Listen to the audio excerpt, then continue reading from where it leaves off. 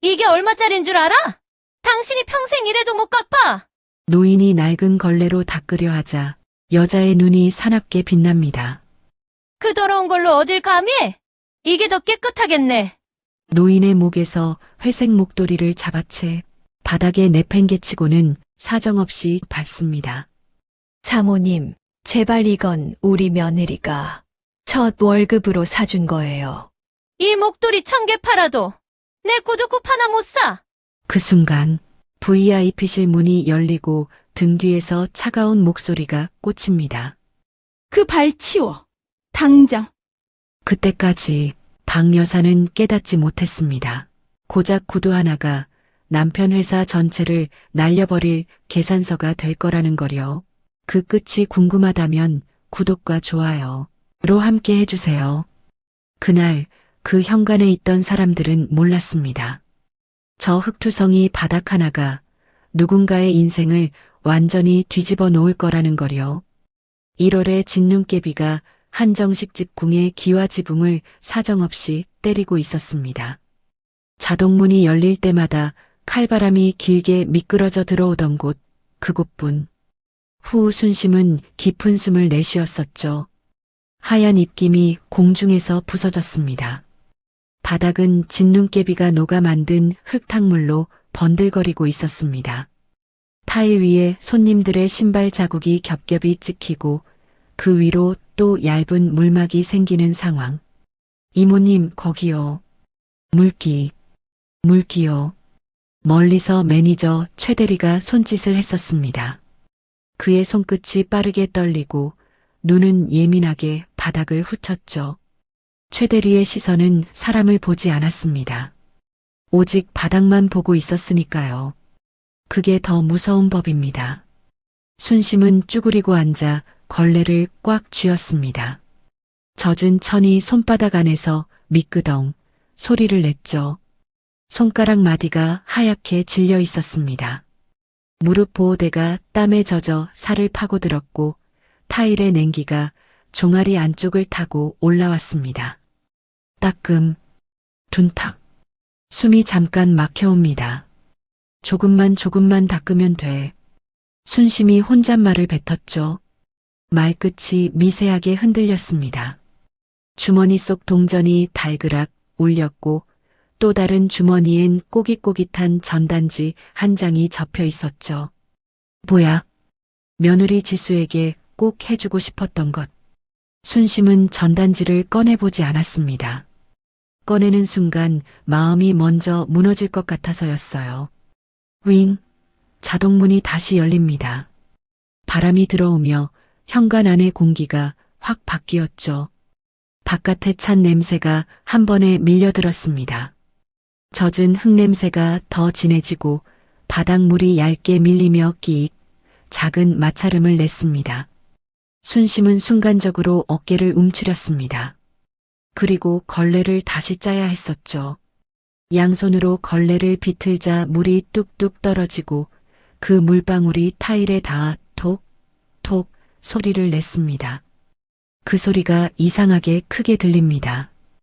귀가 예민해진 상황. 오늘은 절대 걸리면 안 돼.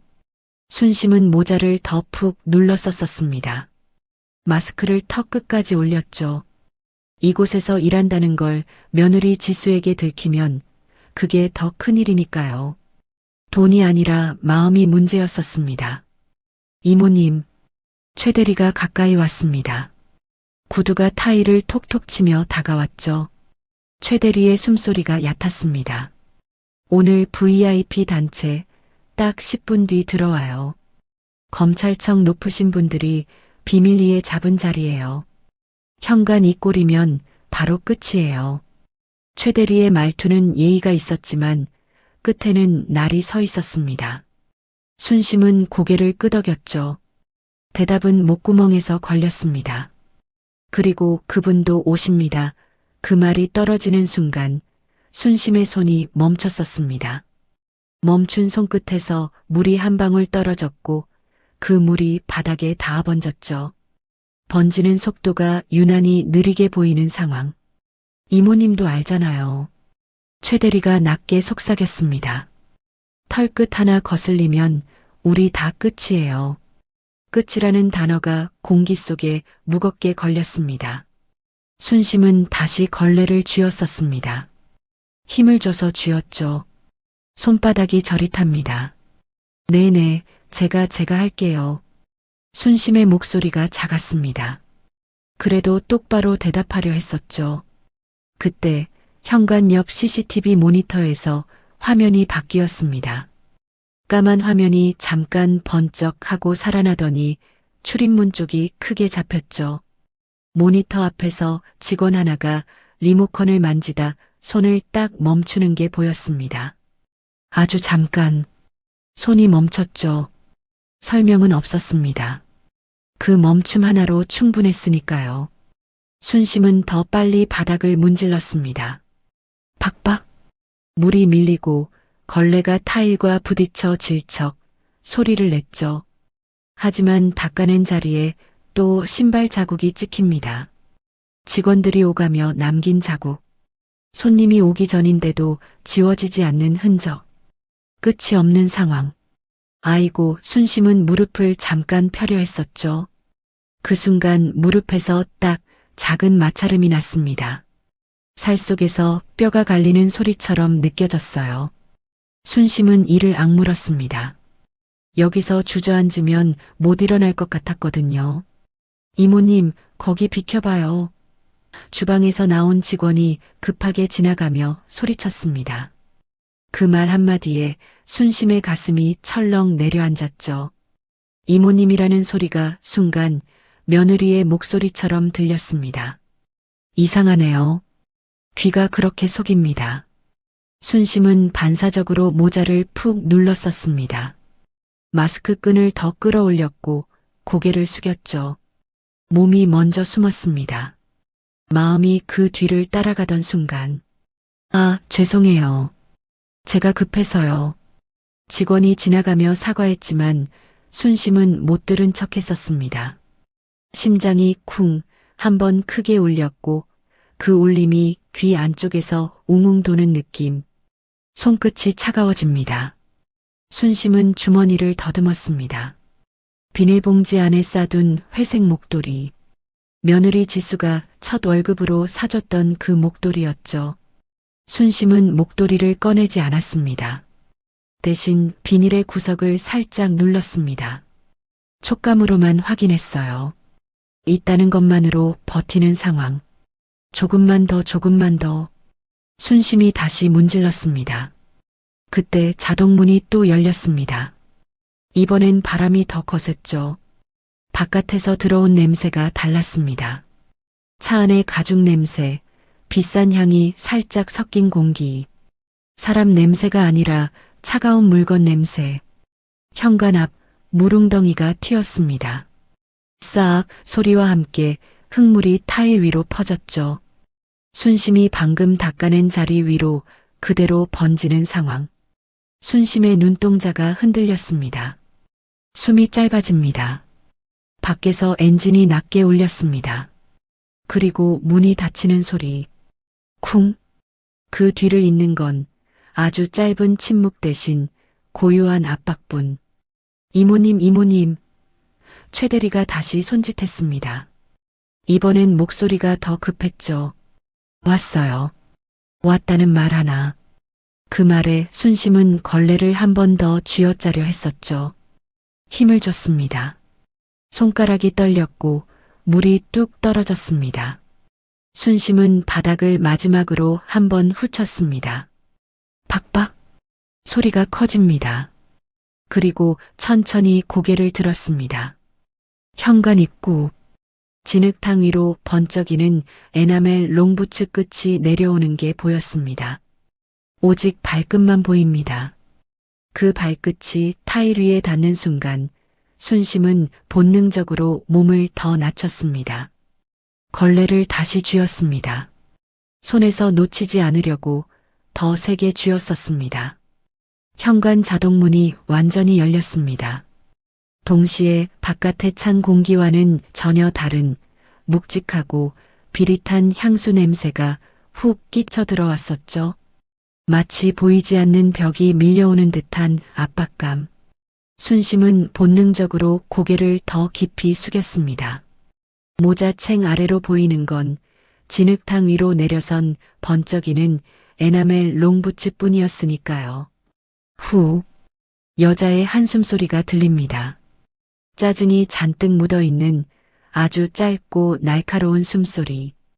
그 소리에 로비의 공기가 순식간에 얼어붙는 상황. 여자는 현관에 들어서자마자 코를 막았습니다. 그리고 시선은 사람의 얼굴이 아닌 순심의 낡은 운동화 끝으로 향했었죠. 천천히, 아주 천천히. 운동화에서 무릎 나온 바지로, 그리고 구부정한 등허리로. 시선이 닿는 곳마다 살점이 떨어져 나가는 듯한 모멸감이 느껴졌습니다. 여자는 사람을 보는 게 아니었습니다. 치워야 할 물건을 감정하고 있었던 겁니다. 아줌마. 여자가 입을 열었습니다. 목소리엔 높낮이가 없었죠. 바닥꼬라지가 이게 뭐야? 내 부츠굽에 흙 묻었잖아. 여자는 흙이 튀어 엉망이 된 자신의 부츠굽을 턱 하고 앞으로 내밀었습니다. 순심의 코앞까지 들이밀어진 뾰족한 구. 그 끝에 묻은 진흙이 금방이라도 순심의 얼굴에 튀길 것만 같은 거리였습니다. 아, 죄송합니다. 눈이 와서.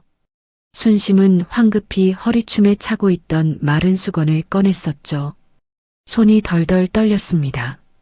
빨리 닦아야 한다. 빨리 닦아서 이 여자를 안으로 들여보내야 한다. 그 생각뿐이었습니다. 여기서 소란이 나면 안쪽에 있는 다른 손님들이 혹시라도 며느리가 나올 수도 있으니까요. 순심은 허리를 90도로 굽히며 손을 뻗었습니다. 이리 주세요. 제가 얼른 닦아드리겠습니다. 벗어서 주시면. 하지만 여자는 꿈쩍도 하지 않았습니다. 신발을 벗을 기색이 전혀 없는 상황. 오히려 여자는 짝다리를 짚은 채 발끝을 까딱거리고 있었습니다. 마치 강아지를 부르듯 구두코로 바닥을 톡, 톡 치면서 말이죠. 뭐해? 안 닦고. 여자의 말에 순심의 손이 허공에서 멈췄습니다. 예, 신고 있는 채로 닦으라고. 지금 내 말 못 알아들어? 순심은 순간 귀를 의심했었죠. 사람을 앞에 두고 신발을 신은 채로 닦으라니. 이건 청소가 아니었습니다. 명백한 복종을 요구하는 인간에 대한 하대였습니다. 순심의 목을 대가 울컥하고 넘어갔습니다. 사모님, 그건 좀. 순심이 어렵게 입을 떼자마자 여자의 짙게 그린 눈썹이 사납게 치켜 올라갔습니다. 이봐요, 아줌마. 여기 신발 벗는 곳 아니야? 내가 지금 이걸 벗고 맨발로 서 있으라고? 아니, 슬리퍼를 드리겠습니다. 벗어주시면 제가 깨끗하게. 아, 귀찮게 진짜. 이걸 언제 벗었다 신었다 해? 그리고 내 스타킹, 이태리제 실크야. 벗다가 올이라도 나가면 아줌마가 책임질 거야. 싫다니까. 여자의 고함이 로비를 쩌렁쩌렁 울렸습니다. 지나가던 직원들이 흠칫 놀라 멈춰섰지만 누구 하나 다가오지 못했었죠. 여자는 기세등등하게 쏘아붙였습니다. 내 스타킹, 이태리제 실크야. 물 한 방울이라도 튀어서 젖으면 아줌마가 책임질 거야. 팔아도 못 갚을 텐데. 돈. 결국 그놈의 돈 이야기. 여자의 입에서 나온 그 말이 순심의 가슴을 후벼 팠습니다. 팔아도 못 갚는다. 그 말이 비수가 되어 꽂히는 상황. 순심은 입술을 꽉 깨물었습니다. 입안에서 비릿한 쇠맛이 느껴졌죠. 여기서 대들면 끝이다. 내 자존심 하나 세우자고 소란 피우면 며느리 얼굴에 먹칠하는 거다. 문득 3년 전 겨울이 스쳐 지나갔습니다. 지수가 사법고시에 합격하던 날, 다 달아빠진 패딩을 입고 덜덜 떨면서도 합격증을 들고 뛰어오던 며느리의 얼굴. 어머니, 저 됐어요. 이제 어머니 고생 끝이에요. 제가 어머니 호강시켜 드릴게요. 그때 며느리를 끌어안고 펑펑 울었던 기억. 그 귀한 며느리가 지금 저 문 안쪽 어딘가에 있습니다. 그래. 내가 참자. 내가 죽은 듯이 엎드리면 그만이다. 순심은 눈을 질끈 감았습니다. 그리고 천천히, 아주 천천히 무릎을 굽혔습니다. 우두둑. 관절이 꺾이는 소리가 유난히 크게 들렸습니다. 동시에 주머니 속 며느리에게 주려던 보약 전단지가 바스락하고 찌그러지는 소리가 비명처럼 들렸습니다. 얼음장처럼 차가운 타일 바닥이 무릎을 뚫고 들어왔었죠. 살이 눌리고 뼈가 닿는 둔탁한 통증. 하지만 그 육체의 고통보다 바닥으로 꺼지는 마음의 고통이 더 컸습니다. 순심은 바닥에 무릎을 꿇은 채 떨리는 손으로 마른 수건을 여자의 발 쪽으로 가져갔습니다. 납작 엎드린 순심의 정수리 위로 여자의 싸늘한 시선이 꽂히는 상황. 그런데 그때였습니다. 순심의 손에 들린 걸레 같은 수건이 여자의 부츠에 닿으려는 찰나. 아, 더러워. 여자가 비명을 지르며 뒷걸음질 쳤습니다. 마치 오물이라도 묻은 것처럼 기겁을 하며 물러섰었죠. 아줌마, 제정신이야? 그 더러운 걸레를 내 구두에 대려고? 이거 얼마짜린 줄 알아? 여자는 코를 감싸 쥐며 혐오스럽다는 듯 순심을 내려다봤습니다. 순심은 허공에 손을 든 채 굳어버렸습니다. 이걸로 닦으라고 할 땐 언제고 이제 와서 더럽다니. 도대체 어쩌라는 건지 막막하기만 한 상황. 여자의 눈이 빠르게 굴러갔습니다. 무언가 다른 닦을 거리를 찾는 눈치였죠. 그러다 여자의 시선이 딱 한 곳에서 멈췄습니다. 순심의 목. 정확히는 순심이 생명줄처럼 두르고 있는 회색 목도리. 며느리 지수가 첫 월급을 타서 백화점을 3바퀴나 돌며 골랐다던 그 캐시미어 목도리. 어머니, 이거 진짜 좋은 거래요. 평생 따뜻하게 하고 다니세요. 지수가 직접 목에 둘러주며 웃던 그 목도리. 여자의 입꼬리가 비릿하게 말려 올라갔습니다. 마치 재미있는 장난감을 발견한 어린아이처럼, 하지만 훨씬 더 잔인한 눈빛으로. 이게 더 깨끗하겠네. 여자의 손이 훅 하고 순심의 목덜미로 들어왔습니다. 피할 새도 없었습니다. 여자의 손톱이 목덜미를 스치며 목도리 끝자락을 거칠게 낚아챘습니다. 사모님? 순심이 당황해서 목도리를 잡으려 했지만 여자는 이미 목도리를 바닥으로 팽개치고 있었습니다. 회색 목도리가 흙탕물이 고인 타일 바닥 위로 힘없이 떨어졌습니다. 철퍽. 작고 젖은 소리가 났습니다. 순심의 심장이 그 소리와 함께 바닥으로 떨어졌습니다. 안 됩니다. 사모님, 이건. 순심이 비명을 지르며 손을 뻗었었죠. 하지만 여자는 들은 채도 하지 않았습니다. 오히려 흙탕물에 젖어가는 목도리 위로 자신의 뾰족한 구두굽을 천천히 올렸습니다. 지그시 아주 천천히 힘을 주며 누르기 시작하는 상황. 이게 더 깨끗하겠네. 박 여사의 입에서 그 말이 떨어짐과 동시에 손이 훅 들어왔습니다.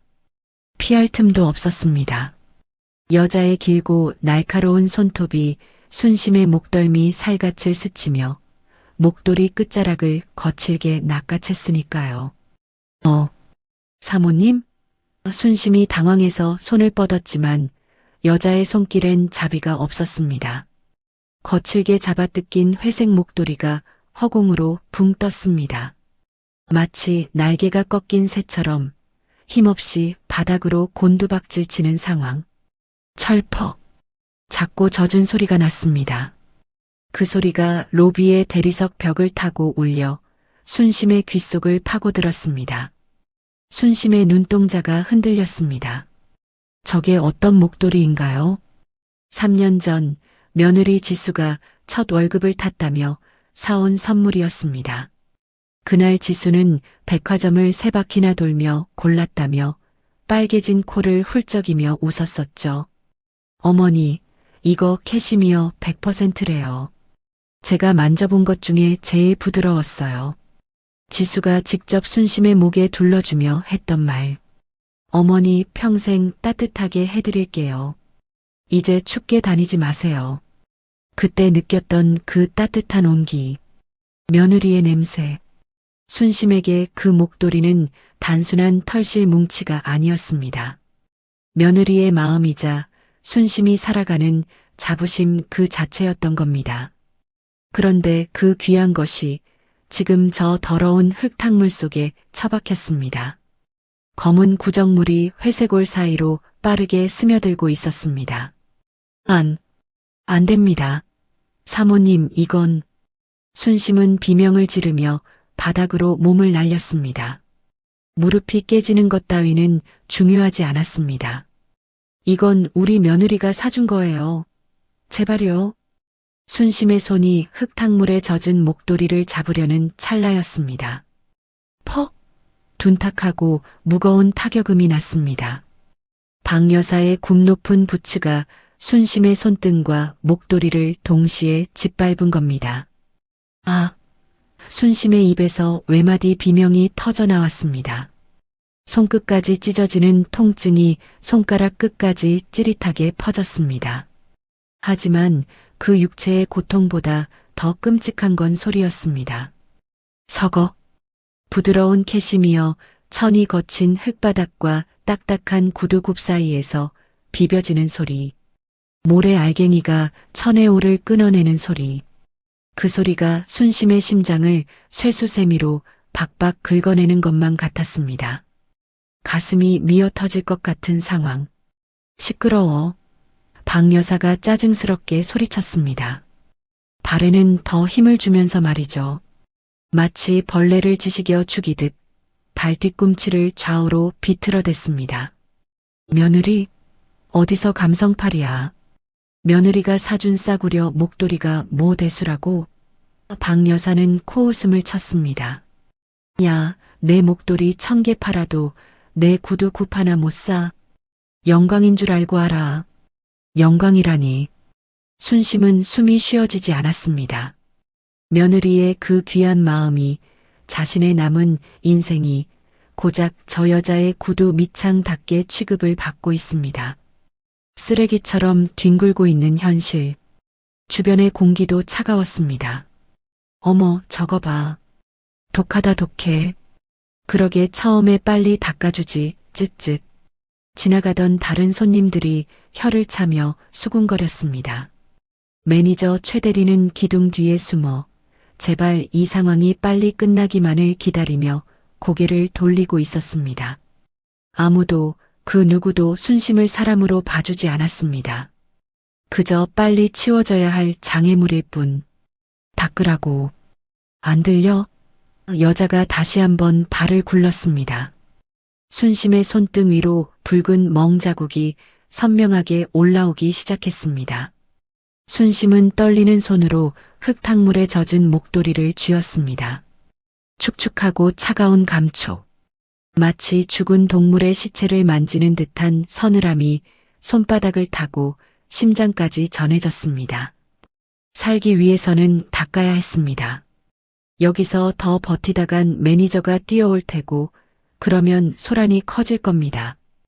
혹시라도 이 소식을 며느리가 듣게 된다면 어머니 왜 그러고 사셨어요? 하며 울 지수의 얼굴을 떠올리자 순심은 차라리 혀를 깨물고 싶었습니다. 그래. 차라리 내가 죽자. 내가 자존심 다 버리고 죽은 듯이 하자. 순심은 이를 악물었습니다. 잇몸에서 입안 가득 비릿한 맛이 번졌습니다. 순심은 목도리를 뭉쳐 여자의 뾰족한 구두 굽을 감쌌습니다. 손이, 아니 온몸이 사시나무 떨듯 떨렸습니다. 목도리의 부드러운 털이 진흙과 뒤엉켜 엉망이 되었습니다.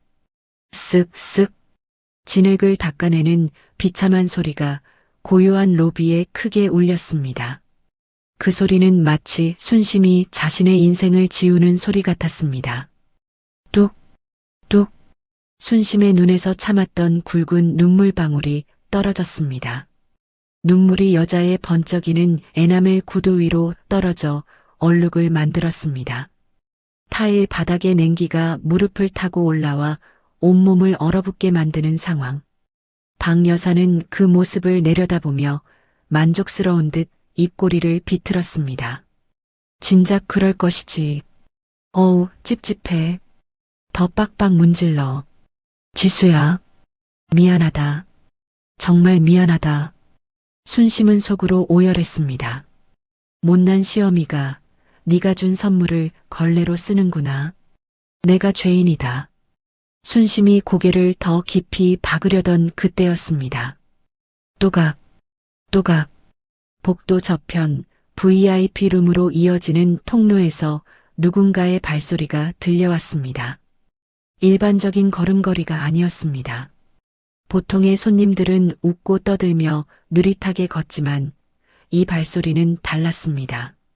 일정한 간격, 망설임 없는 속도, 마치 얼음장 위를 걷는 듯 차갑고 날카로운 구두 굽소리. 그 소리에는 어떤 타협도 없는 단호함이 묻어 있었습니다. 순심은 바닥을 닦던 손을 멈칫했습니다. 본능적으로 알 수 있었습니다. 저 발소리, 그토록 피하고 싶었던, 하지만 귀에 못이 박히도록 들어왔던 익숙한 그 발소리. 순심의 심장이 쿵 하고 내려앉았습니다. 피가 차갑게 식는 기분이었습니다. 안 돼. 제발 지금은 안 돼. 하필이면 왜 지금? 순심은 고개를 가슴팍까지 파묻었습니다. 모자로 얼굴을 다 가리고 몸을 더 작게 웅크렸습니다. 자신이 여기 있다는 걸 들키느니 차라리 땅이 갈라져 그 속으로 꺼지고 싶은 심정이었습니다. 그 발소리가 점점 가까워졌습니다. 또각, 또각, 또각. 마치 카운트다운을 하듯 순심의 등 뒤로 다가왔습니다. 그리고 흙투성이가 된 순심의 등 뒤에서 딱 멈췄습니다. 그 순간 웅성거리던 로비의 소음이 칼로 자른 듯 뚝 끊겼습니다. 박 여사의 거친 숨소리도 직원들의 속삭임도 심지어 현관문 틈으로 새어 들어오던 바람 소리까지 세상의 모든 소리가 멈춰버린 듯한 숨막히는 정적분. 박 여사도 이상한 낌새를 느끼고 고개를 들었습니다. 뭐야? 그 숨막히는 침묵을 뚫고 머리 위에서 목소리가 떨어졌습니다. 지옥 밑바닥에서 끌어올린 듯 서늘하고 낮은 목소리. 하지만 그 속에는 끓어오르는 용암 같은 분노가 담겨 있었습니다. 지금 뭐 하시는 겁니까? 지수의 목소리가 로비를 갈랐습니다. 그런데 지수 귀에는 웅웅 소리만 남았습니다. 지수의 시선은 오직 한 곳에 고정되어 있었습니다. 눈앞에 화려한 붉은 드레스도 뻔뻔하게 다리를 꼬고 있는 여자의 얼굴도 아니었습니다. 오직 여자의 구두 밑창, 그 밑에 처참하게 깔려있는 회색 천조각. 지수는 숨을 들이켰습니다. 폐부가 찌릿하게 아려왔죠. 저게 뭔가요? 설마 저 흙탕물에 범벅이 되어 비틀려 있는 저것이? 지수의 눈동자가 미세하게 떨렸습니다. 기억은 선명했었습니다. 한 달 전 백화점 매장에서 가장 부드러운 캐시미어를 고르던 순간, 이게 제일 따뜻해요. 우리 어머니 목에 감기면 딱이겠다. 그렇게 웃으며 포장했던 그 선물이 지금 왜 저기 있나요? 시선이 천천히 위로 올라갔습니다.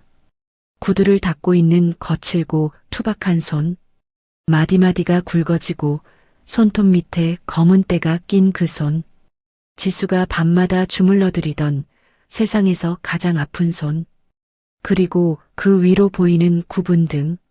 자식들 앞에서는 언제나 괜찮다, 나는 끄떡없다 하며 펴보이려 애쓰던, 하지만 세월의 무게에 눌려 작아져 버린 그 등. 어머니, 지수의 입술이 소리 없이 움직였습니다. 현실감이 없었죠. 어머니는 지금 온천 여행을 가셨어야 했습니다. 친구분들과 따뜻한 물에 몸을 담그고 맛있는 걸 드시고 계셔야 했습니다. 그런데 왜 이 추운 날, 이 더러운 진흙탕 바닥에서 남의 발을 닦고 계신 겁니까? 그 순간이었습니다. 날카로운 소리가 지수의 뇌를 관통했습니다. 이명이었습니다. 세상의 모든 소음이 차단되고 오직 그 기계적인 고주파음만이 머릿속을 가득 채우는 상황. 심장이 불규칙하게 요동쳤습니다. 피가 거꾸로 솟는다는 게 이런 느낌일까요? 발끝에서부터 뜨거운 것이 치밀어 올라 목덜미를 휘감고 정수리까지 터져나갔습니다. 지수는 주먹을 꽉 쥐었습니다. 손톱이 손바닥을 파고들어 살이 하얗게 눌릴 정도였지만 통증조차 느껴지지 않았었죠. 뭐야 너? 박 여사가 짜증스러운 얼굴로 고개를 돌렸습니다. 남의 영업장에 와서 웬 훈수야? 직원 교육 안 시켜? 박 여사의 그 뻔뻔한 목소리가 이명을 뚫고 들어와 지수의 고막을 때렸습니다. 지수의 눈이 천천히 박 여사를 향했습니다. 그 눈빛엔 더 이상 당황이나 슬픔이 없었습니다. 오직 살기, 먹잇감의 숨통을 끊어놓기 직전의 맹수 같은 차가운 분노뿐. 지수는 한 발자국을 떼었습니다. 또각, 대리석 바닥을 울리는 구두굽 소리가 유난히 크게 들렸습니다. 지수야? 바닥에 엎드려 있던 순심이 고개를 들었습니다. 모자챙 아래로 드러난 순심의 얼굴은 흙탕물과 눈물로 엉망이 되어 있었죠. 순심의 눈이 공포로 물들었습니다. 며느리에게 들켰다는 수치심, 자신의 초라한 모습을 보였다는 절망감. 오지 마라. 아가, 보지 마라. 순심이 쉰 목소리로 중얼거리며 몸을 더 웅크렸습니다. 마치 자신의 존재 자체를 지워버리고 싶은 듯 바닥으로 파고들려 했었죠. 그 모습을 본 순간 지수의 이성이 완전히 끊어졌습니다. 가슴속에서 무언가가 툭 하고 터져버린 겁니다. 지수는 뚜벅뚜벅 걸어가 박 여사의 코앞에 섰습니다. 지수의 그림자가 박 여사의 얼굴을 덮었습니다. 서늘한 기운에 박 여사가 흠칫하며 뒤로 물러나려 했지만 의자 등받이에 막혀 꼼짝할 수 없는 상황. 너 뭐야? 눈 안 깔아? 박 여사가 꽥 소리를 질렀지만 목소리는 미세하게 떨리고 있었죠. 본능적으로 느낀 겁니다. 눈앞에 이 여자가 자신이 함부로 대할 수 있는 상대가 아니라는 것을. 지수는 대답 대신 천천히 시선을 아래로 내렸습니다. 박 여사의 발, 여전히 순심의 목도리를 밟고 있는 그 더러운 부츠. 지수의 입술이 열렸습니다. 그 발 치워. 낮지만 공간 전체를 얼려버릴 듯한 명령조였습니다. 박 여사의 눈이 휘둥그레졌습니다. 너 지금 나한테 반말했니? 이게 어디서? 치우라고. 지수의 고함이 로비를 뒤흔들었습니다. 그것은 단순한 고함이 아니었습니다. 참아온 분노가 한 번에 터진 소리였습니다. 그 소리에 놀란 박 여사가 반사적으로 발을 뗐습니다. 그제야 드러난 목도리. 형체를 알아볼 수 없을 만큼 진이겨지고 오물에 젖어버린 회색 천조각. 그것은 마치 순심에 난도질당한 마음 같았습니다. 지수는 천천히 무릎을 굽혔습니다. 바닥에 주저앉아 덜덜 떨고 있는 순심과 눈높이를 맞췄었죠. 지수의 눈에서 뚝 하고 눈물 한 방울이 떨어졌습니다. 하지만 그것은 슬픔의 눈물이 아니었습니다. 지켜주지 못했다는 뼈저린 죄책감, 그리고 이 상황을 만든 자들에 대한 증오의 결정체였습니다. 어머니, 지수가 떨리는 손으로 순심의 어깨를 감쌌습니다. 순심은 고개를 들지 못하고 흐느꼈습니다. 미안하다. 아가, 미안해. 뭐야? 어머니? 박 여사가 기가 막히다는 듯 코웃음을 쳤습니다. 아, 뭐야? 며느리였어?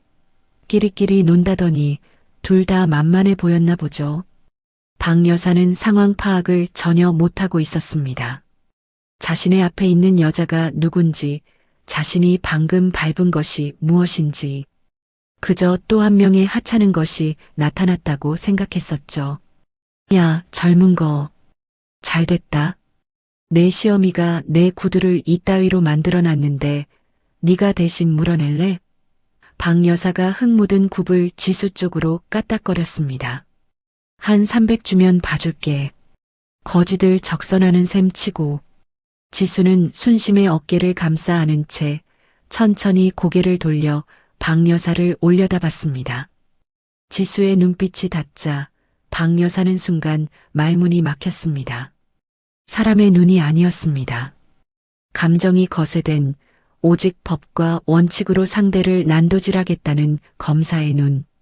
지수는 품 안에서 핸드폰을 꺼냈습니다. 단축번호 1번. 신호가 가기도 전에 상대방이 전화를 받았습니다. 네, 부장님.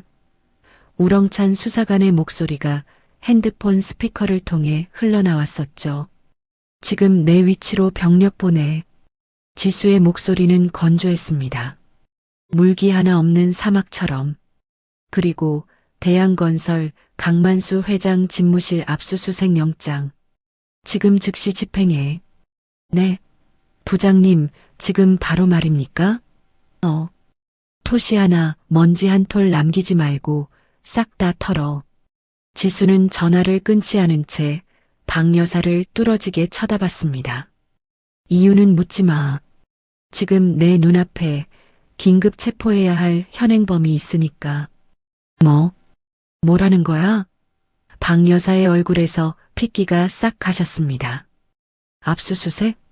대양건설? 강만수 회장? 자신의 남편 이름이 왜 저 여자의 입에서 나오는 건가요? 불안감이 엄습했습니다. 다리가 후들거리기 시작하는 상황. 지수는 천천히 자리에서 일어났습니다. 순심을 보호하듯 등 뒤로 감추고 박 여사를 향해 한 걸음 다가갔습니다. 지수의 구두 굽소리가 다시 한번 로비에 울렸습니다. 또각. 그 소리는 이제 박 여사에게 공포가 되었습니다. 자신의 목을 조여오는 사신의 발소리. 지수는 바닥에 떨어진 흙투성이 목도리를 집어들었습니다. 그리고 박 여사의 눈앞에 들이밀었죠.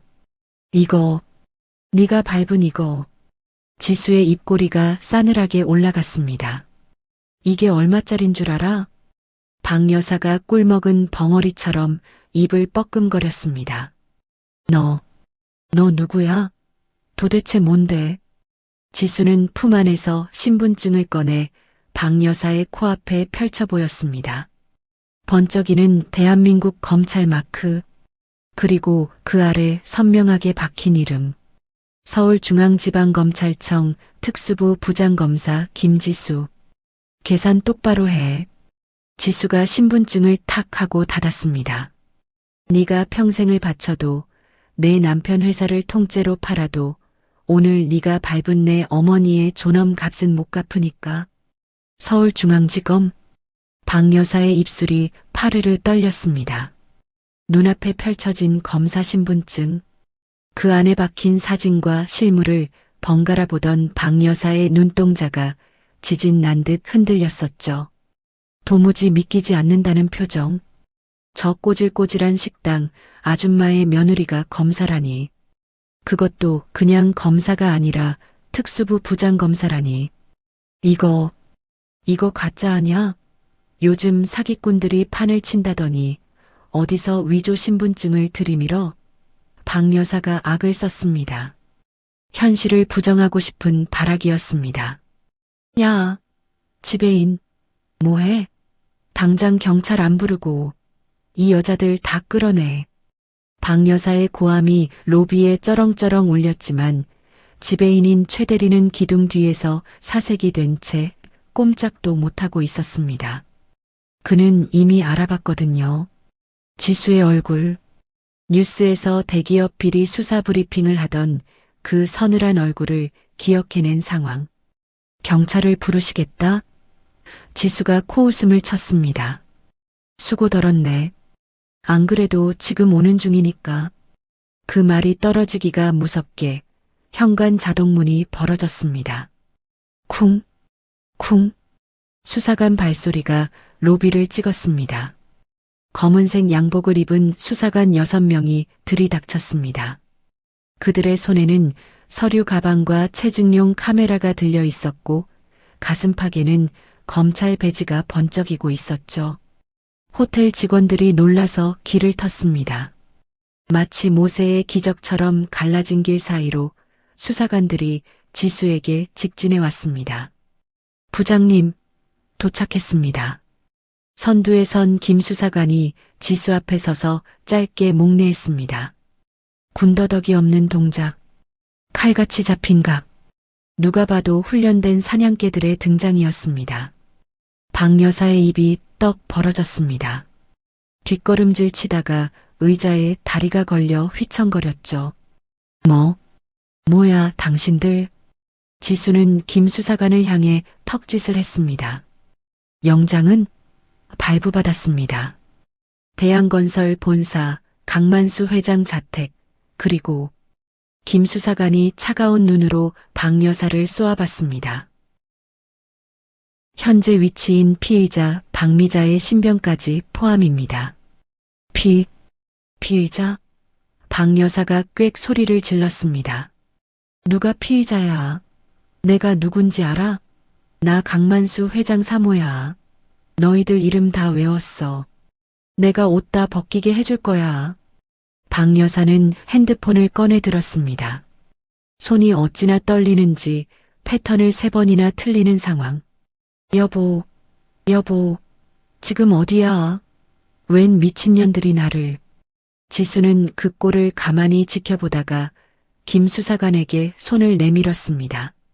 김 수사관이 서류 봉투에서 영장 사본을 꺼내 지수의 손에 쥐어주었죠.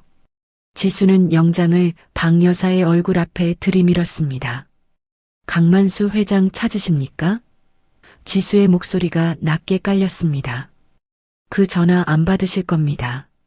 지금쯤 본사 집무실에서 우리 팀원들한테 장부 털리고 계실 테니까.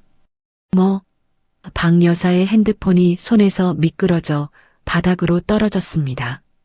탁! 액정이 깨지는 소리가 유난히 크게 들렸죠. 특경법상 횡령, 배임, 조세 포탈. 그리고 지수는 바닥에 떨어진 흙투성이 목도리를 눈짓으로 가리켰습니다. 특수 폭행 및 모욕죄.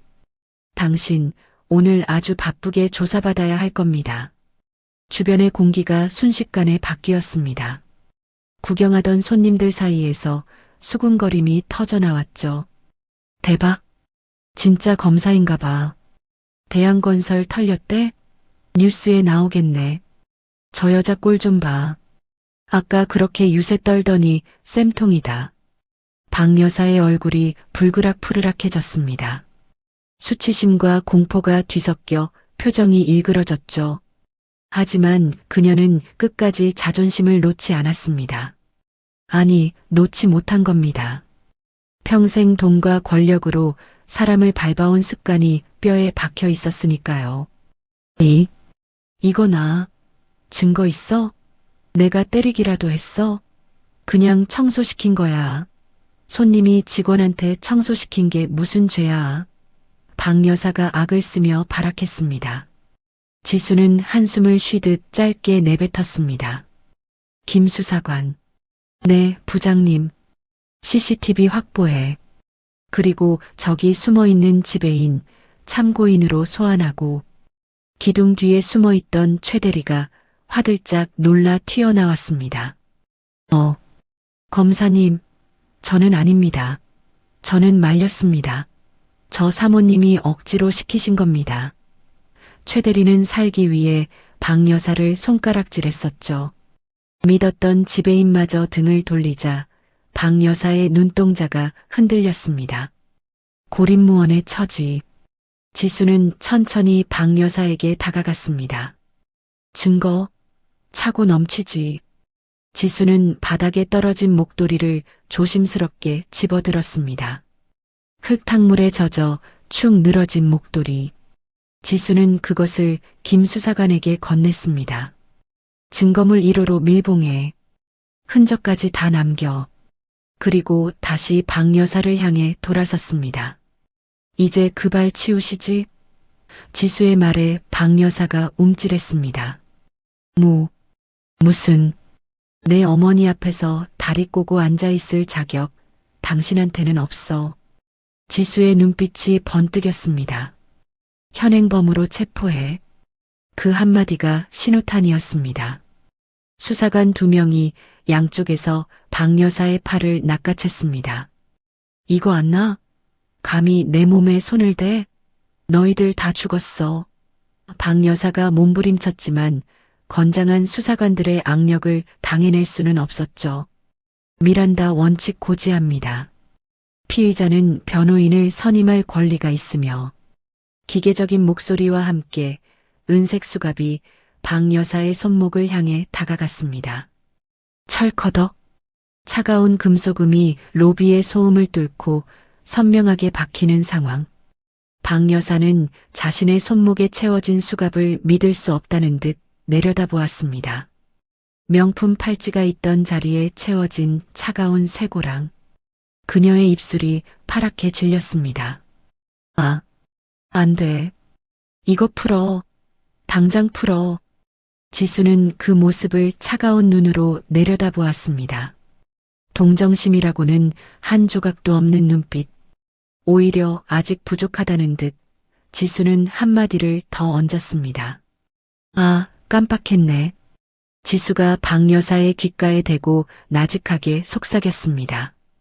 그 구두 벗고 가셔야겠습니다. 그것도 압수 물품이거든요. 법인카드로 산 작물이라서. 박 여사의 비명 같은 절규가 터져나왔습니다. 하지만 지수는 이미 등을 돌린 뒤였습니다. 지수의 시선은 여전히 바닥에 주저앉아 떨고 있는 순심에게로 향해 있었습니다. 이거 뭐야? 수갑 안 풀어? 박 여사의 비명이 로비의 높은 천장을 때리고 흩어졌습니다. 양쪽 팔이 건장한 수사관들에게 붙들린 채 그녀는 마치 덫에 걸린 짐승처럼 몸부림쳤었죠. 하지만 수갑은 풀리지 않았습니다. 오히려 발버둥 칠수록 손목에 살점이 찝혀 붉은 자국만 선명해질 뿐. 지수는 박 여사의 발악을 철저히 무시했습니다. 그녀의 시선은 오직 바닥, 진흙탕 속에 처박힌 회색 덩어리에 고정되어 있었으니까요. 지수는 허리를 굽혔습니다. 무릎을 굽혀 쪼그리고 앉는 자세. 조금 전 시어머니 순심이 박 여사의 구두를 닦기 위해 취했던 바로 그 자세였습니다. 하지만 그 의미는 하늘과 땅 차이였죠. 순심의 자세가 굴복이었다면 지수의 자세는 정밀한 체증을 위한 준비 동작이었던 겁니다. 김 수사관. 증거물 봉투. 지수가 손을 내밀었습니다. 김 수사관이 즉시 투명한 지퍼백을 건넸습니다. 지수는 손에 라텍스 장갑을 끼웠습니다. 탁. 고무 장갑이 손목에 감기는 찰진 소리가 정적 속에 크게 울렸습니다. 지수는 조심스럽게 마치 깨지기 쉬운 도자기를 다루듯 바닥에 목도리를 들어 올렸습니다. 축 늘어진 목도리에서 흙탕물이 뚝뚝 떨어졌습니다. 검은 구정물이 바닥을 적시는 상황. 아이고, 저걸 어쩌나. 구경하던 손님들 사이에서 탄식이 터져나왔습니다. 멀리서 봐도 그것은 더 이상 목도리가 아니었습니다. 지식여지고 찢어지고 오물에 절어버린 걸레 조각에 불과했었죠. 하지만 지수의 눈에는 다르게 보였습니다. 짓눌린 캐시미어 올 사이사이에 박힌 흙 알갱이, 선명하게 찍힌 뾰족한 구두 굽자국, 그리고 무엇보다 그 위에 묻어있는 어머니의 눈물과 땀. 이것은 단순한 천 조각이 아니었습니다. 범죄 현장의 가장 확실한 물증이었습니다. 야, 그깟 걸레 쪼가리가 뭐라고 유세를 떨어. 박 여사가 꽥 소리를 질렀습니다. 내가 물어주면 될 거 아냐. 백화점 가서 새 걸로 사주면 되잖아. 그거 얼마나 한다고. 지수는 대꾸 없이 목도리를 투명한 증거물 봉투에 담았습니다. 지익. 지퍼백이 잠기는 소리가 박 여사의 운명이 닫히는 소리처럼 서늘하게 들렸습니다. 지수는 봉투를 들어 올려 박 여사의 눈앞에 흔들었습니다. 봉투 겉면에 매직으로 쓴 글씨가 선명했습니다. 증거물 제1호. 물어준다고? 지수의 입꼬리가 싸늘하게 비틀렸습니다. 착각하지 마. 이건 쇼핑몰 반품건이 아니야. 형사사건이지. 돈으로 끝낼 일 아니에요. 사람들 다 봤고 화면도 남았어요. 이제부터는 조사실에서 말하세요. 증인은 차고 넘치네. 심지어 녹화까지 되고 있으니 발뺌할 생각은 꿈도 꾸지 마. 박 여사의 다리가 풀렸습니다. 그녀는 그제야 깨달았습니다. 자신이 건드린 것이 단순한 을이 아니라 법이라는 거대한 칼날을 쥔 저승사자라는 것을요. 검사님, 제가 잠깐 더위를 먹어서. 박 여사가 비굴하게 말을 바꾸기 시작했습니다. 우리 남편이랑 아는 사이 아니에요? 강만수 회장 소개로. 그 입 다물어. 지수의 눈빛이 번뜩였습니다. 감히 내 어머니를 짓밟은 그 입으로 내 남편 회사 운운하지 마. 역겨우니까. 지수는 김 수사관에게 턱짓했습니다. 연행해. 그리고 지수의 시선이 박 여사의 발로 향했습니다. 진흙이 잔뜩 묻은 그 문제의 에나멜 롱부츠, 목도리를 짓밟고 어머니의 손등을 짓눌렀던 그 구. 벗겨. 지수의 명령은 짧았습니다. 네. 김 수사관조차 잠시 귀를 의심하는 상황. 저 구두 범행 도구잖아. 압수해. 아, 알겠습니다. 수사관 2명이 박 여사를 의자에 강제로 앉혔습니다. 이거 왜 이래? 내 구두야. 300만 원짜리 리미티드 에디션이라고. 박 여사가 발버둥 쳤지만 소용없었습니다.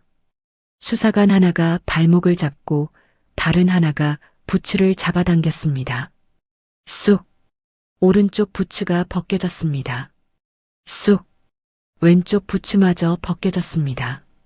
화려한 드레스를 입은 박 여사는 이제 맨발이 되었습니다. 스타킹조차 신지 않은 맨발. 차가운 대리석 바닥에 그녀의 하얀 발바닥이 닿았습니다. 아, 차가워. 박 여사가 비명을 지르며 발을 동동 구르던 찰나였죠. 지수는 압수된 부츠를 투명한 봉투에 담는 것조차 지켜보지 않았습니다. 이미 그녀에게 박 여사는 볼일 끝난 범죄자일 뿐이었습니다. 가시죠. 수사관들이 박 여사의 양팔을 잡아 일으켰습니다. 이거 나 신발은 신겨줘야 할 거 아냐. 맨발로 어떻게 가. 박 여사가 울부짖었습니다. 하지만 수사관들은 냉정했습니다. 피의자 신병 확보가 우선입니다. 가시죠. 질질 끌려가는 박 여사의 뒷모습. 맨발이 바닥에 끌리며 끼익 기괴한 마찰음을 냈습니다. 그녀가 그토록 자랑하던 품위와 명예가 그 맨발과 함께 바닥 청소를 하고 있는 셈이었죠. 로비에 있던 모든 사람들의 시선이 그 맨발에 꽂혔습니다. 비웃음, 경멸, 그리고 통쾌함. 조금 전까지만 해도 순심을 벌레 보듯 하던 그 시선들이 이제는 박 여사를 향해 날카로운 화살이 되어 악히는 상황. 살려줘, 여보. 강 회장. 박 여사의 절규가 자동문 밖으로 멀어졌습니다. 그리고 잠시 후 경찰차 사이렌 소리가 윙윙거리며 들려왔습니다. 상황 종료. 지수는 그제야 길게 숨을 토해냈습니다. 어깨에 들어가 있던 힘이 탁 하고 풀렸습니다. 전투는 끝났습니다. 이제는 장군이 아닌 딸로 돌아갈 시간이었습니다. 지수는 천천히 몸을 돌렸습니다. 수많은 인파 속에 덩그러니 남겨진 작고 초라한 등, 아직도 상황 파악이 안 돼 멍하니 바닥만 보고 있는 시어머니. 지수의 눈시울이 순식간에 붉어졌습니다. 검사의 냉철함은 온데간데 없고 울먹이는 며느리의 얼굴만이 남았습니다. 지수는 뚜벅뚜벅 하지만 아까보다 훨씬 부드러운 발걸음으로 어머니에게 다가갔습니다. 어머니, 지수가 무릎을 꿇고 앉았습니다. 이번엔 닦기 위해서가 아니라 안아드리기 위해서였습니다. 어머니, 지수는 바닥에 주저앉은 순심의 앞에 무릎을 꿇었습니다. 그리고 떨고 있는 순심의 어깨를 조심스럽게 감싸 안았었죠. 마치 깨지기 쉬운 유리를 다루듯 아주 조심스러운 손길이었습니다. 아가, 내가 미안해서 어쩌냐. 순심은 고개를 들지 못했습니다. 모자챙 아래로 굵은 눈물방울이 뚝뚝 떨어져 지수의 정장 바지를 적셨습니다. 내 얼굴에 먹칠을 하고 내가 죄인이다, 죄인이야. 순심의 손은 흙투성이었습니다. 며느리의 옷을 더럽힐까봐 순심은 그 손을 허공에 든 채 오그라뜨리고 있었죠. 지수는 그 거칠고 더러워진 손을 덥석 잡았습니다. 그리고 자신의 뺨에 갖다 대었습니다. 아니에요. 어머니가 왜 죄인이에요? 지수의 목소리가 물기에 젖어 떨렸습니다. 죄 지은 사람은 방금 끌려갔어요. 어머니는 피해자예요. 당당하셔도 돼요. 그래도 그 여자가 대양건설 사모라던데 너한테 해코지라도 하면. 순심은 자신의 아니보다 며느리의 앞날을 걱정하고 있었습니다. 그놈의 권력, 돈, 평생 순심을 짓눌러왔던 그 무서운 힘이 혹시라도 귀한 며느리에게 흠집이라도 낼까봐 전전긍긍하는 상황. 지잉. 그때 지수의 재킷 주머니에서 진동이 울렸습니다. 정적을 깨는 묵직한 진동음. 지수는 눈물을 훔치고 핸드폰을 꺼냈습니다. 액정에 뜬 이름은 강력부 박 팀장. 압수수색 현장에 투입된 현장 지휘관이었습니다. 지수는 통화 버튼을 누르고 일부러 스피커폰을 켰습니다. 순심이 들어야 했으니까요. 자신을 짓밟았던 그 거대한 성벽이 실은 얼마나 모래알 같은 것이었는지. 네, 김지수입니다.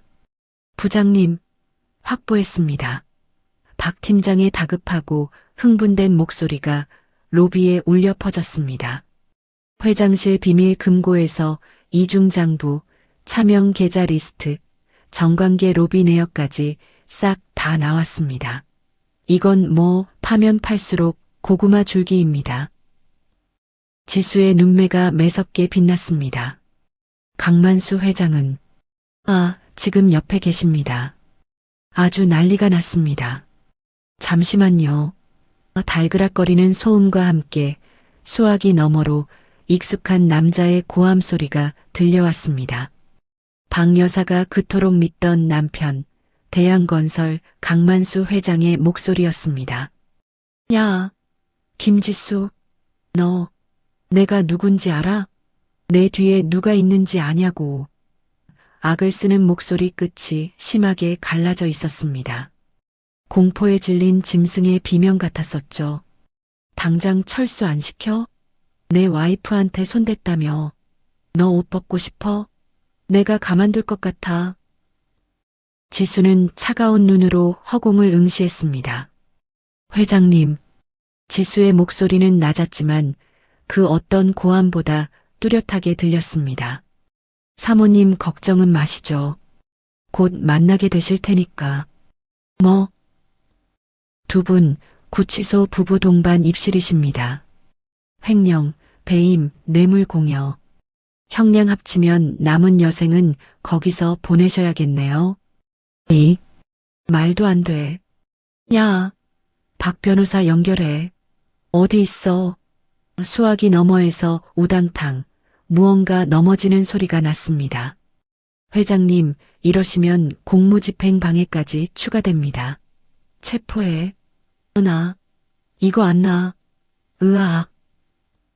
남자의 처절한 비명이 끊어질 듯 이어지다. 철컥 수갑 채우는 소리와 함께 잦아들었습니다. 박 팀장이 다시 전화를 받았습니다. 상황 종료됐습니다. 강만수 현행범으로 긴급 체포해서 호송합니다. 수고했어요. 서에서 봅시다. 뚝. 통화가 끊겼습니다. 로비가 잠잠해졌습니다. 하지만 아까와는 다른 정적이었습니다. 공포와 무시가 아닌 경외와 안도가 섞인 침묵. 순심은 멍하니 지수의 핸드폰을 바라보았습니다. 대양건설 회장. 평생 쳐다도 못 볼 것 같았던 그 높은 양반이 며느리의 전화 한 통에 비명을 지르며 끌려갔습니다. 마치 썩은 동아줄이 끊어지듯 허무하고도 완벽한 몰락이었습니다. 들으셨죠, 어머니? 지수가 부드럽게 순심의 손을 잡았습니다. 이제 아무도 어머니 함부로 못해요. 제가 그렇게 안 둬요. 아가. 그러니까 이제 일어나세요. 이런 데 계실 분 아니에요. 지수는 순심의 겨드랑이에 손을 넣어 부축했습니다. 순심은 엉거주춤 몸을 일으켰었죠. 다리가 후들거리고 무릎이 욱신거렸지만 며느리의 단단한 팔이 지지대처럼 버티고 있었습니다. 어이구, 저런. 세상에, 며느리가 검사였어? 할머니 복 받았네, 복 받았어. 그제야 주변 사람들이 수군거리기 시작했습니다. 최 대리는 기둥 뒤에서 나오지도 못하고 벌벌 떨고 있었고 직원들은 고개를 숙인 채 눈치를 살피고 있었죠. 지수는 차가운 눈으로 로비를 한 바퀴 둘러보았습니다. 방관자들, 어머니가 무릎 꿇고 모욕당할 때 킥킥거리며 구경하던 사람들. 그들의 눈이 지수와 마주치자 황급히 바닥으로 떨어졌습니다. 가요, 어머니. 지수는 보란듯이 순심의 흙 묻은 옷을 털어주었습니다. 그리고 당당하게 팔짱을 꼈습니다. 저랑 같이 나가요. 고개 드시고요. 순심은 떨리는 손으로 며느리의 팔을 꼭 잡았습니다. 지수의 체온이 옷깃을 뚫고 전해져 왔습니다. 따뜻했습니다. 얼어붙었던 심장이 다시 뛰는 것만 같았었죠. 두 사람은 천천히 현관을 향해 걸어갔습니다. 자동문이 열리고 바깥에 찬 바람이 불어왔지만 더 이상 춥지 않았습니다. 지수의 어깨는 꼿꼿했고 그 옆에 선 순심의 등도 조금씩 펴지고 있었습니다. 뒤에서는 아무도 감히 말을 걸지 못했습니다. 그저 두 여자의 뒷모습을 경외 어린 눈빛으로 바라볼 뿐이었습니다. 데려가. 지수의 명령은 짧았습니다. 하지만 그 무게는 천근만근이었습니다. 그 한마디가 떨어지자마자 수사관 두 명이 박 여사의 양팔을 낚아챘습니다. 이거 안 나? 내 몸에 손대지 마. 박 여사가 감전된 사람처럼 팔을 휘저었습니다. 내가 누군 줄 알고. 우리 남편이 강만수야. 강만수라고. 하지만 수사관들은 미동도 하지 않았습니다. 오히려 박 여사가 발버둥 칠수록 그녀의 팔을 단단히 붙잡는 힘은 더 강해졌습니다. 피의자, 공무집행 방해까지 추가되고 싶습니까? 얌전히 이동하시죠. 김 수사관의 목소리는 사무적이라 더 무서웠습니다. 철컥.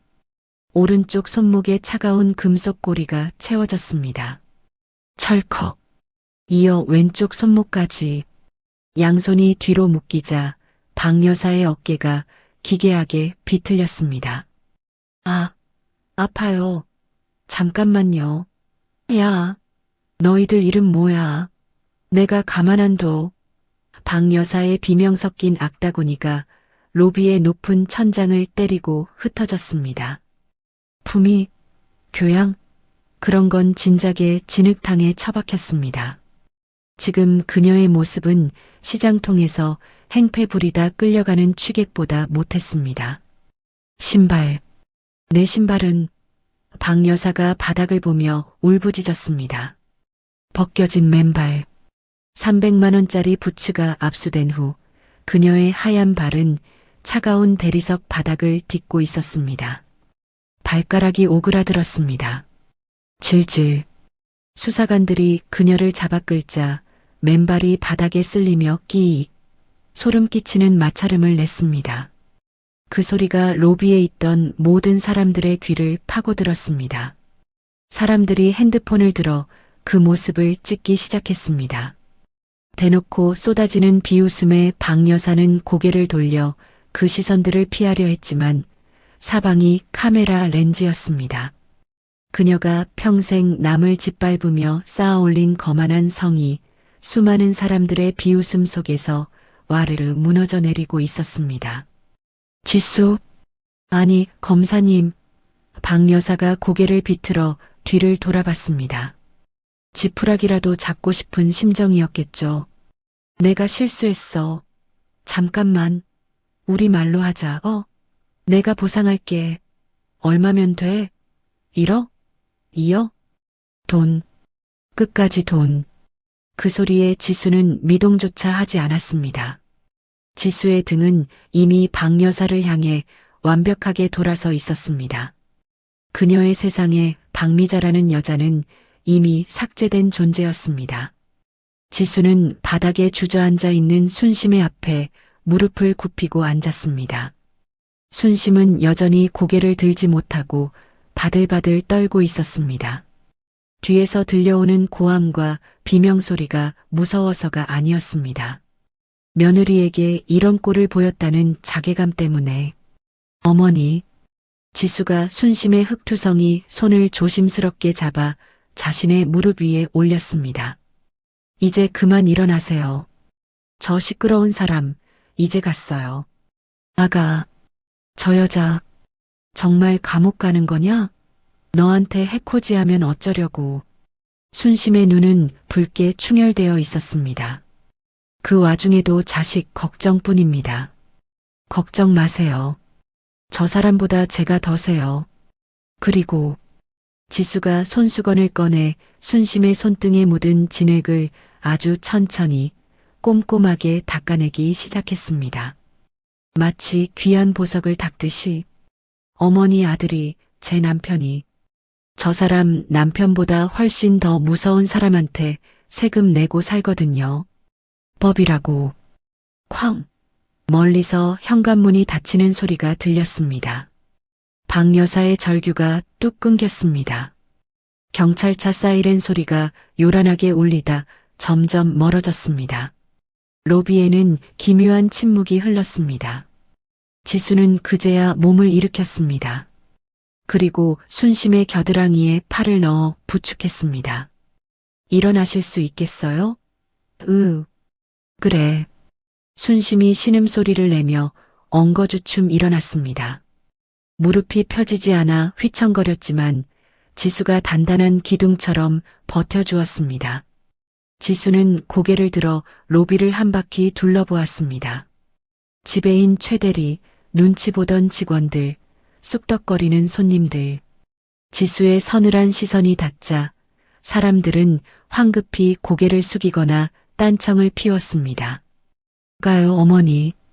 지수는 보란듯이 순심의 옷에 묻은 먼지를 털어주었습니다. 탁, 탁. 그 소리가 로비의 정막을 깼습니다. 당당하게 걸으세요. 어머니는 죄 지은 거 없으시니까. 지수가 순심의 팔짱을 꽉 꼈습니다. 두 여자가 현관을 향해 걸어갔습니다. 마치 홍해가 갈라지듯 사람들이 길을 터주었습니다.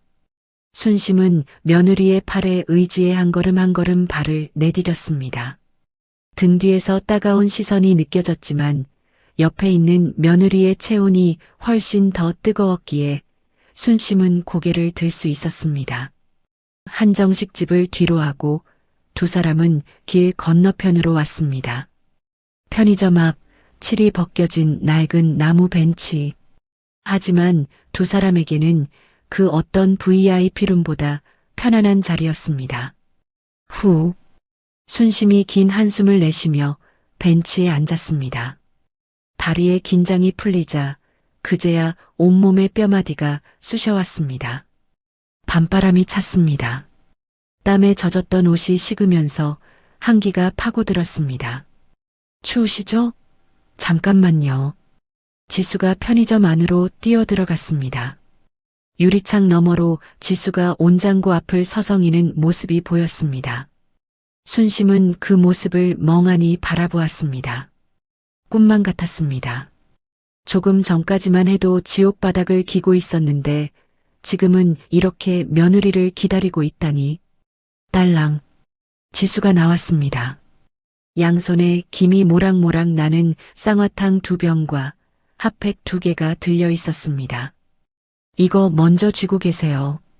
지수가 핫팩을 비벼 순심의 양쪽 주머니에 넣어 주었습니다.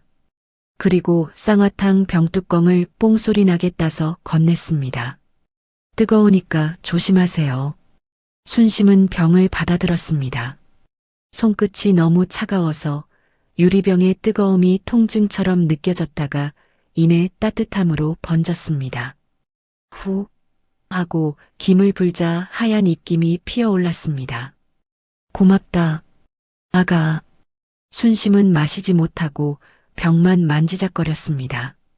고개를 푹 숙인 채 순심의 어깨가 다시 들썩이기 시작했습니다. 미안하다, 지수야. 정말 미안해. 참았던 눈물이 툭 하고 터져나왔습니다. 내가 못난 시험이라서 늙은 게 집에서 쉬지 않고 나와서 이 사단을 만들고 내 얼굴에 먹칠이나 하고.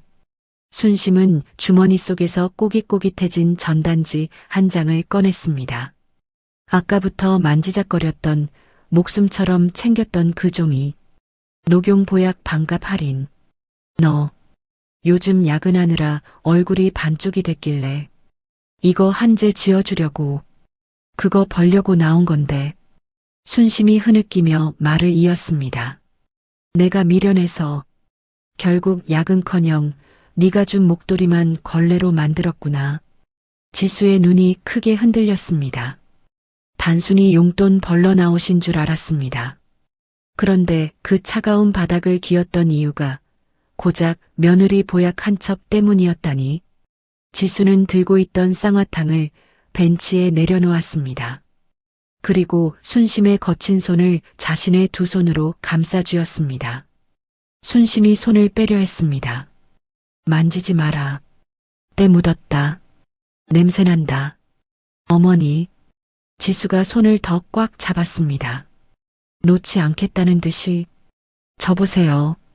순심이 눈물 범벅이 된 얼굴로 며느리를 쳐다봤습니다. 지수의 눈에서도 눈물이 주르륵 흘러내리고 있었습니다. 하지만 표정은 웃고 있었습니다. 가장 슬프고도 가장 환한 미소. 저한테는요. 대한민국 검사라는 배지보다 어머니 무릎이 100배, 1000배 더 귀해요. 지수의 목소리가 떨렸습니다. 검사 옷이야 언제든 벗으면 그만이지만 어머니는 세상에 하나뿐이잖아요. 지수는 순심의 손을 끌어당겨 자신의 볼에 비볐습니다.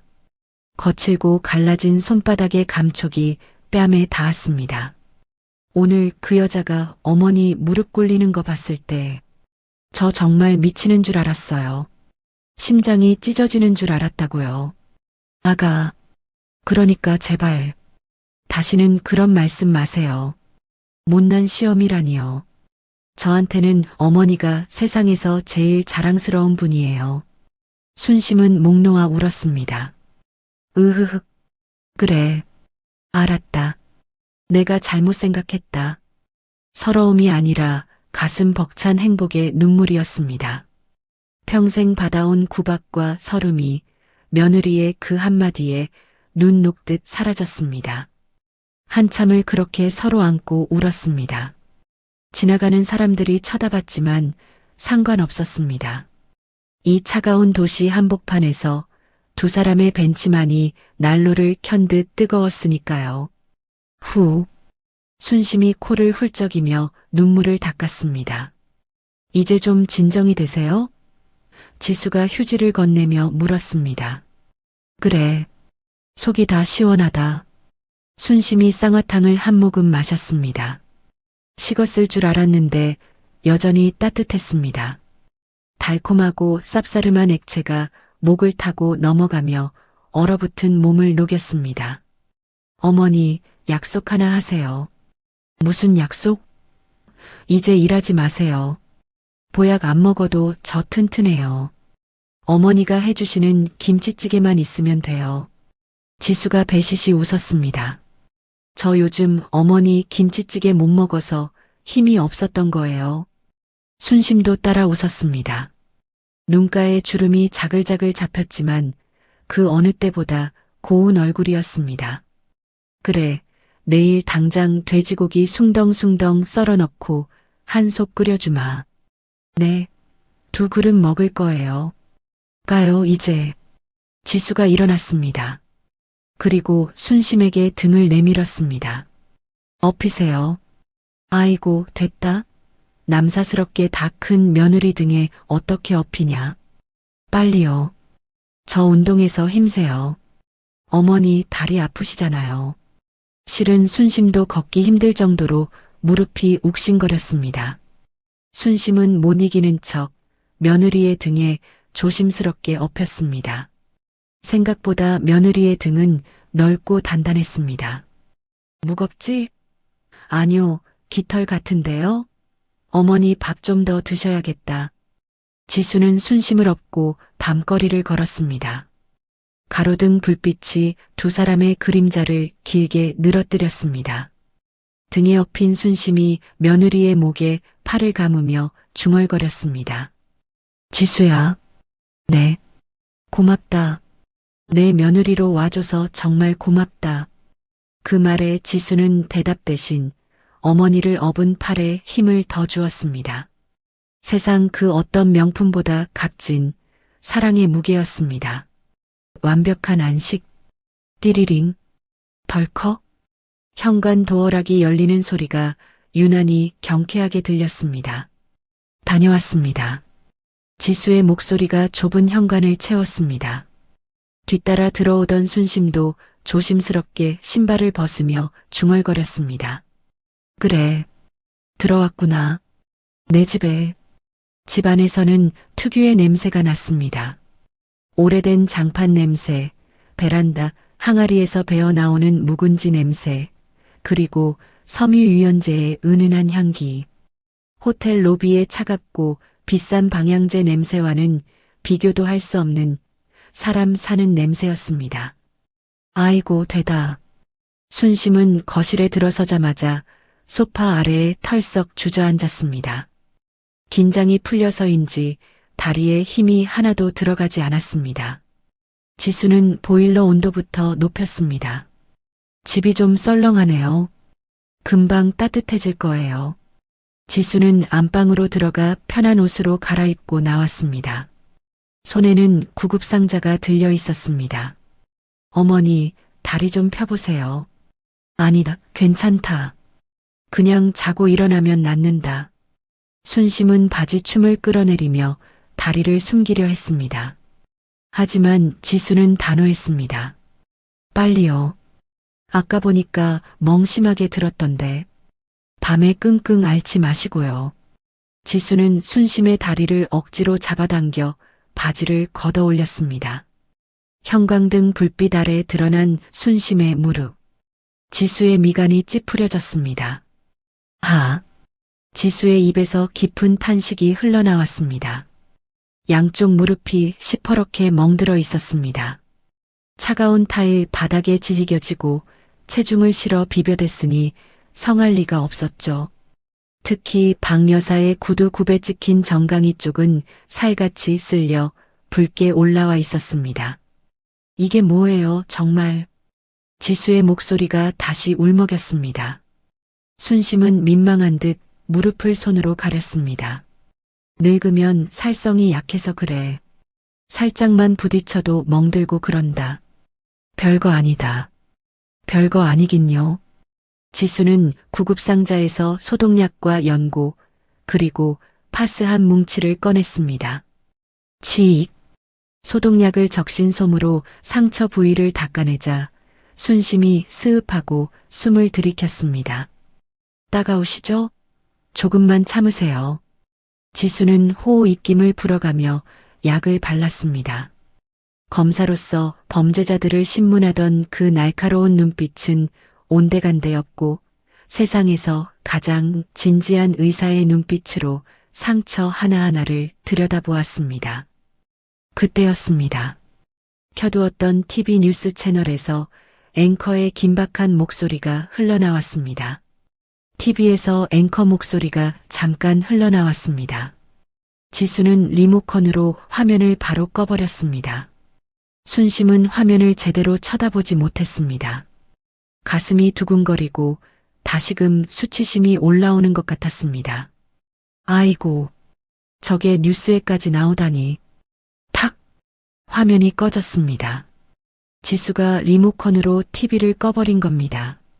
순심이 놀라서 쳐다보자 지수는 아무렇지 않은 듯 다시 파스 봉지를 뜯었습니다. 보지 마세요, 어머니. 재미없어요. 그래도 저 사람들이 이제 우리 인생에 아무 상관없는 사람들이에요. 뉴스에 나오든 감옥에 가든 그냥 남이에요. 지수의 말투는 쿨하다 못해 차가웠습니다. 빌런의 몰락 따위 어머니의 무릎 치료보다 중요하지 않다는 듯. 차. 지수가 파스 비닐을 벗겨냈습니다. 알싸한 멘톨 향기가 거실에 확 퍼졌습니다. 시니어들에게는 그 어떤 향수보다 익숙하고 시원한 냄새. 차가워요. 지수가 순심의 오른쪽 무릎에 파스를 턱 붙였습니다. 흑. 순심이 움찔했지만 이내 화끈거리던 무릎에 시원한 냉기가 스며들며 통증을 식혀주었습니다. 지수는 손바닥으로 파스를 꾹꾹 눌러주었습니다. 가장자리까지 들뜨지 않게 야무진 손길로 문질렀습니다. 어머니, 응? 저랑 약속 하나만 더 해요. 지수가 고개를 들어 순심을 올려다보았습니다. 앞으로 이 무릎, 저한테 절 받으실 때 말고는 굽히지 마세요. 순심의 눈이 커졌습니다. 아니면 절에 가서 부처님한테 절할 때만 굽히세요. 그 외에는 절대 누구 앞에서도 굽히지 마세요. 지수의 눈빛이 흔들림 없이 단단했습니다. 며느리가 검사인데 시어머니 무릎이 얼마나 비싼 건데요. 아까 그 여자가 말했죠?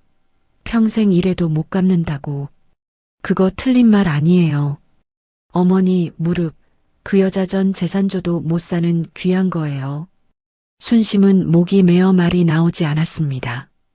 평생을 굽히고 살았습니다. 남편 밥상 차리느라 굽히고 자식들 뒷바라지하느라 굽히고 돈 버느라 남의 집 바닥 닦으며 굽혔습니다. 그게 당연한 줄 알았습니다. 그런데 며느리가 말해줍니다. 당신 무릎은 귀한 거라고. 그래. 알았다. 내 다시는 안 굽히마. 네가 그렇게 귀하다는데 내가 아껴야지. 순심이 눈물을 훔치며 웃었습니다. 네, 꼭 지키세요. 지수는 반대쪽 무릎에도 파스를 붙여주었습니다. 양쪽 무릎에 하얀 파스가 붙었습니다. 마치 훈장처럼. 다 됐다. 이제 푹 주무세요. 지수가 구급상자를 정리했습니다. 밤이 깊었습니다. 창밖에는 다시 눈발이 날리기 시작했지만 집안은 보일러 온기로 훈훈했습니다. 지수는 안방에서 이불을 가지고 나왔습니다. 오늘은 여기서 같이 자요, 어머니. 제가 옆에서 밤새 어머니 다리 주물러 드릴게요. 아이고, 좁다. 너 불편해서 어떻게 자려고. 안 좁아요. 딱 좋은데요, 뭐. 두 사람은 거실 바닥에 이불을 깔고 나란히 누웠습니다. 불을 끄자 창문 너머로 가로등 불빛이 은은하게 들어왔습니다. 천장을 보고 누운 순심의 옆으로 지수가 파고들었습니다. 그리고 순심의 팔을 베고 누웠습니다. 지수야. 네. 오늘 정말 고생 많았다. 그리고 시원했다. 순심의 말에 지수가 킥킥 웃었습니다. 그쵸? 저도 속이 다 시원했어요. 아까 그 여자 맨발로 끌려갈 때 표정 보셨어요? 봤지. 아이고, 쌤통이다 싶으면서도 사람 인생 참 한순간이다 싶더라. 그러니까 우리는 착하게 살아요. 맛있는 거 많이 먹고 아프지 말고. 지수가 순심의 가슴팍에 얼굴을 비볐습니다. 엄마 냄새, 묵은지 냄새와 파스 냄새가 섞인 세상에서 가장 안전하고 편안한 냄새. 그래, 그러자. 우리 며느리랑 오래오래 살아야지. 순심이 지수의 머리카락을 쓰다듬었습니다. 거친 손길이었지만 지수에게는 비단결보다 부드러웠습니다. 잠시 후 지수의 고른 숨소리가 들려왔습니다. 피곤했는지 금방 잠이 든 모양입니다. 순심은 잠든 며느리의 얼굴을 한참이나 내려다보았습니다. 밖에서는 칼바람이 불고 세상이 시끄러워도 이 작은 집, 낡은 이불 속은 평화로웠습니다. 순심은 무릎을 살짝 움직여 보았습니다. 욱신거리는 통증 위로 파스의 시원함이 덮여 있었습니다. 마치 며느리가 덮어준 보호막 같았습니다. 이제 안 아프다. 하나도 안 아파. 순심은 미소를 머금은 채 눈을 감았습니다. 무릎의 멍은 언젠가 사라지겠지만 오늘 며느리가 붙여준 이 마음의 파스는 평생 떨어지지 않을 것입니다. 거실을 채우는 두 여자의 숨소리. 그 위로 따뜻하고 편안한 밤이 소복이 내려앉았습니다. 평온하게 잠든 두 사람의 모습 위로 카메라가 천천히 줌아웃됩니다. 거실 한편에 놓인 순심의 낡은 운동화와 지수의 반짝이는 구두가 나란히 놓여 있습니다. 서로 다른 신발이지만 같은 방향을 보고 있는 두 켤레의 신발. 여러분, 진정한 품격이란 무엇일까요? 그것은 비싼 구두나 명품 가방에 있는 것이 아닙니다. 내 가족의 아픈 무릎을 굽혀 살펴볼 줄 아는 마음, 그 따뜻한 눈높이에 있는 게 아닐까요? 돈으로 치장한 갑질은 한순간에 무너지지만 사랑으로 지킨 가족의 자존심은 그 무엇보다 단단합니다. 여러분은 오늘 고생한 내 가족의 손을 언제 잡아보셨나요? 아니면 듣기만 해도 든든한 고맙다는 말을 언제 들어보셨나요? 오늘 이야기가 여러분의 마음에도 따뜻한 파스 한 장이 되었기를 바랍니다. 이 세상 모든 어머니들의 무릎이 더 이상 아프지 않기를 바라며 가슴 따뜻한 이야기, 구독과 좋아요로 응원해주세요. 다음에도 여러분의 품격을 높여드리는 명품 드라마로 찾아오겠습니다. 감사합니다.